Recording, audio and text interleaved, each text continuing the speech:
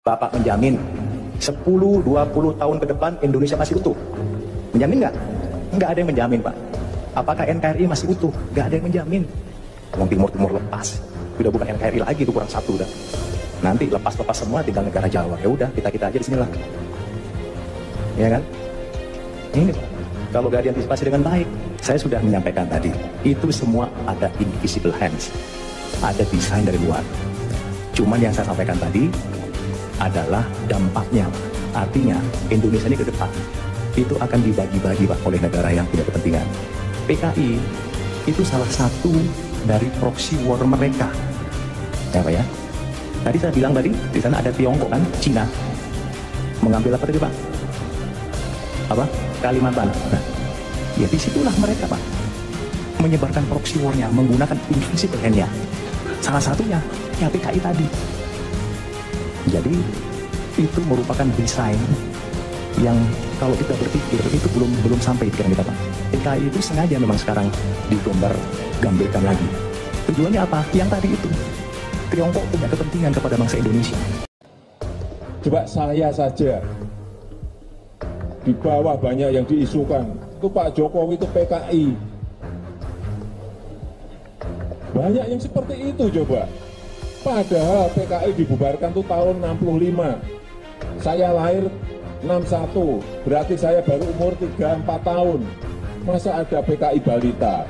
Saat ini anak-anak muda terbius oleh teori 3 kuda merangkak, yaitu bahwasanya G30 tidak lain adalah dari rekayasa Soeharto untuk merebut jabatan presiden. Dan ini adalah tidak benar. Merangkak yang pertama yaitu teman-temannya di Angkatan Darat dibinasakan, dibasmi.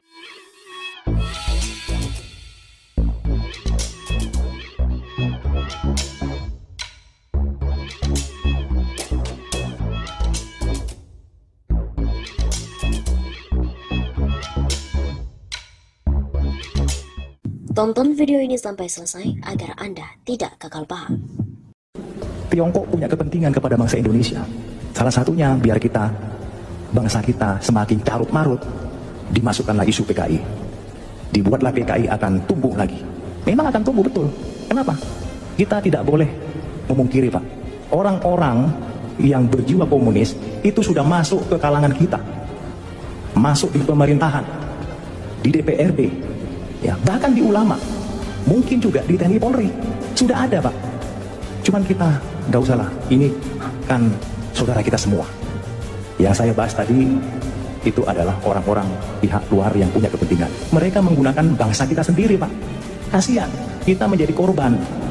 Jadi kita komunis ini menggunakan orang-orang Indonesia sendiri untuk masuk ke berbagai kalangan. Tujuannya apa? Misalnya dia masuk di pemerintahan, misalnya dia masuk di DPRD. Sudah ada deal-deal. Nanti kalau Anda menjadi anggota dewan, kalau Anda menjadi pejabat Pemkot, tolong buat kebijakan yang menguntungkan saya. Nah itu sudah ada deal-dealnya Pak. Ya mungkin Bapak lebih tahu lah, gak usah saya bahas lebih lanjut, nanti tidak elok. Ya, itu sudah ada deal-dealnya. Jadi sengaja menggunakan pihak-pihak orang kita sendiri. Memang itu sudah ada Pak, tapi semua itu desain yang lebih besar yang saya lihat tadi, itu ada dari negara-negara yang punya kepentingan.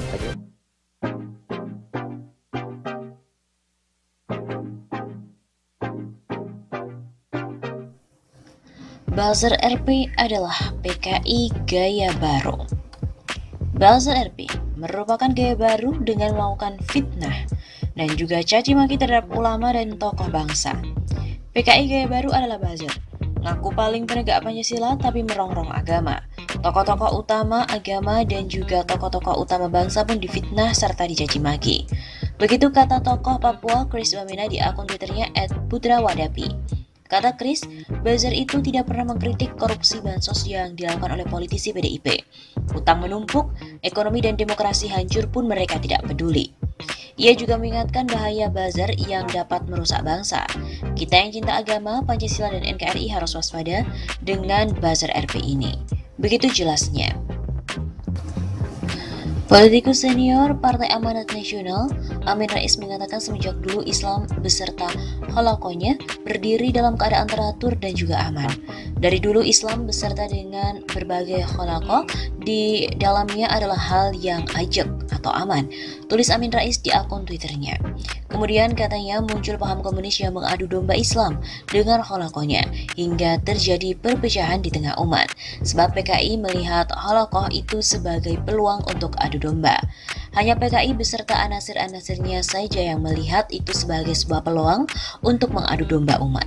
Dia menilai sekarang influencer dipakai PKI untuk melakukan adu domba melalui media sosial. Mereka seperti buzzer yang dibayar untuk propaganda di dunia maya. Sekarang anasir PKI menggunakan tangan sosmed influencer. Umat jangan terpengaruh, tetap dalam semangat ukhuwah. Demikian kata Amin Rais.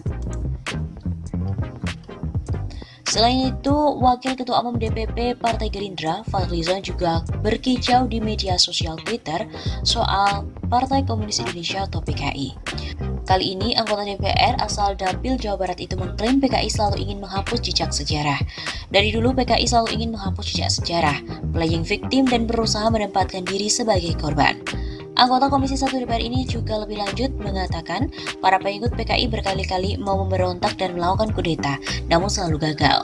Fadli kemudian mengajak warganet menanti serangan para pendemo bayaran atau buzzer yang tidak suka dengan kicauan itu. Padahal berkali-kali mau berontak dan kudeta, gagal terus. Nah yuk kita lihat komen-komen dari buzzer RP yang pro PKI habis saya tweet ini. Fadli juga mengatakan kicauan akun namaku Anissa dalam unggahannya bahwa fakta sejarah PKI diubah lewat Wikipedia. Warganet waspada pemutarbalikan sejarah. Untuk diketahui, tagar boykot Wikipedia sempat menjadi tren Twitter pada waktu lalu. Tagar tersebut dipicu adanya keterangan dari Wikipedia soal pembantaian di tahun 1965-1966. Indonesia Corruption Watch membongkar besarnya anggaran pemerintah yang dialokasikan untuk membayar buzzer dan juga influencer. Tidak tanggung-tanggung anggarannya pun mencapai 90 miliar rupiah. Pemerhati politik dan kebangsaan Rizal Fadila mengkritik besarnya anggaran yang digelontorkan untuk para penjaga maya itu. Dia menyebut penggunaan buzzer dan influencer mirip apa yang dilakukan di sejumlah negara komunis seperti di Rusia dan juga Cina. Tugasnya adalah membela, mengkampanyekan, membangun citra hingga memprovokasi. Hal ini dapat menurunkan kualitas dari demokrasi.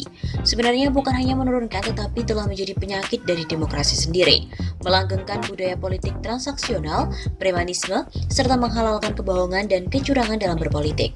Rizal juga menyebut penyakit buzzer dan influencer sangat berbahaya. Di negara komunis seperti Rusia dan Cina, buzzer serta influencer dapat disetarakan dengan Departemen Agitasi dan Propaganda atau Agitprop Partai Komunis.